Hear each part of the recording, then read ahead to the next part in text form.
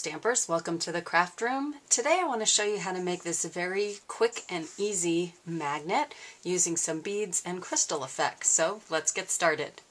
You're going to need a tile. I'm using a white tile. You can use ceramic or porcelain, doesn't matter. You can probably use glazed or unglazed, that won't matter either. This one happens to be a 2" by 2" square tile. You can obviously use whatever size and shape you would like. We're going to need a little palette, and we're going to need our crystal effects. And you just want to pour a bunch of crystal effects into your palette. I do about a quarter size for a 2" by 2" tile. And then we're just going to take our regular classic Stampin' Ink. I'm using Tempting Turquoise here. And we're going to put a few dots of the ink into the crystal effects. Then we're going to take something to stir with, and we're just going to stir that ink right into the crystal effects. Again, if you want a darker color, you can add more ink to your crystal effects. If you want a lighter color, obviously you're going to add a little bit less ink. And we're just going to stir that up nice and mixed. Okay. The next thing we're going to do is just take a paintbrush and we're going to apply the crystal effects to the tile. And you can glop this on pretty good since your crystal effects will kind of level itself out. And I'm just using a regular little craft brush. I don't think a sponge brush would work as well here. You want kind of a softer bristle brush so that you don't see a lot of your brush strokes. And just applying that crystal effects on there. Such a pretty color.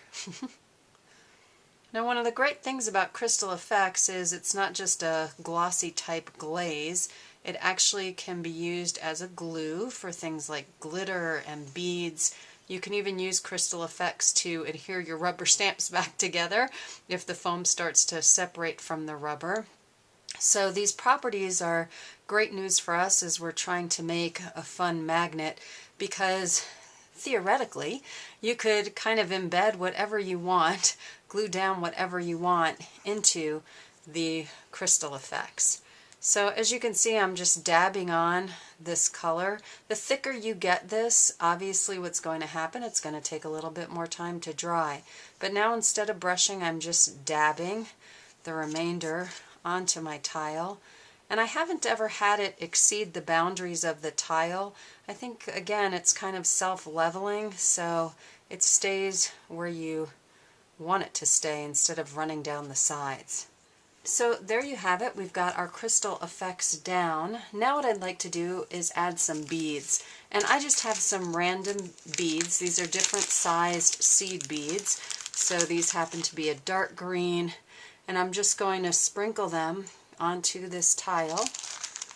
If you wanted, you could create a very distinct design as opposed to doing something random, but I'm feeling kind of random today, so I'm just going to go ahead and sprinkle some of these beads on.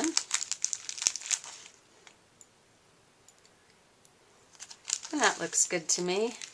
Then I'm going to add a smaller size bead. These are kind of an orangish seed bead. I think that color combo will look good with the Tempting Turquoise. And I should have been doing this inside some kind of contained area because I'm going to end up with beads all over my craft room. So let me grab something. I like to use yogurt lids quite a bit, so I'm just going to lift this and put it right in there. And now I can go a little bit more crazy if I want. And just going to sprinkle some more of these orange beads onto my magnet. And again, you could probably use shells, anything that's not too heavy to embed into your crystal effects. I'm going to use one final bead. This one is a very light green, also really tiny. Try to get a hold of a few of those and sprinkle those on in there. And the last thing I want to add are some micro beads. You can get different micro beads. They're these tiny little guys that have no holes. They're just little glass beads, and you can get them in a variety of colors. I'm using a white gold. And I'm just going to go ahead and sprinkle some of those on there. Feels like decorating a cake. Kind of fun.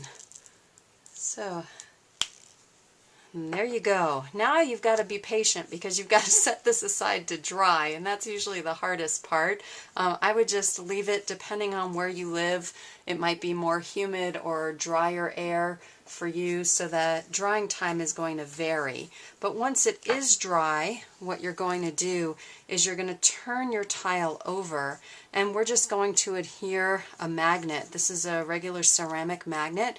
It's a 3/4 inch diameter magnet, and how I adhered this one was using Crystal Effects. So you just want to take some Crystal Effects, put it on your magnet, and then just push it down onto your tile and leave that backside to dry as well. The last thing you may want to do, depending on where you're going to be using your magnets, is put a 3/4 inch circle of cardstock or felt on the back of your magnet so that it doesn't scratch surfaces like refrigerators and things. Again, depending on where you're going to be using your magnet. And there you have it. That's the entire project. A really simple, great gift item that you can make using just a few supplies that you might have lying around your craft room.